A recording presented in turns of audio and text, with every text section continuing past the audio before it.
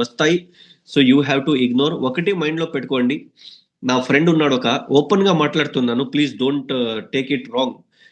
ఎందుకంటే ఈ రోజు ఇది చాలా ఓవర్ అయిపోయింది. దీని దానికి దానికి సైడ్ లో పెట్టి సైడ్ లో వస్తేనే గ్రోత్ అవుతాం.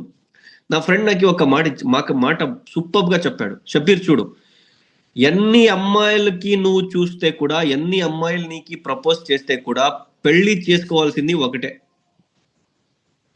ఆ ఒక్క అమ్మాయి తీసుకొని వచ్చే రెస్పాన్సిబిలిటీ మీ అమ్మది. అమ్మకి ఏం చెప్తారు, అమ్మనే చెప్తారు కదా, మా అమ్మ. నీకి పెళ్లి చేసుకొని వచ్చే రెస్పాన్సిబిలిటీ మీ అమ్మది, నీది కాదు. నీ రెస్పాన్సిబిలిటీ కరోడ్పతి అయ్యేది. ఆ కరోడ్పతి అయ్యే పైన ఫోకస్ చేయి, నీకి వైఫ్ మీ అమ్మ తీసుకొని వస్తుంది అని ఒక బ్యూటిఫుల్ మాట చెప్పాడు నా ఫ్రెండ్.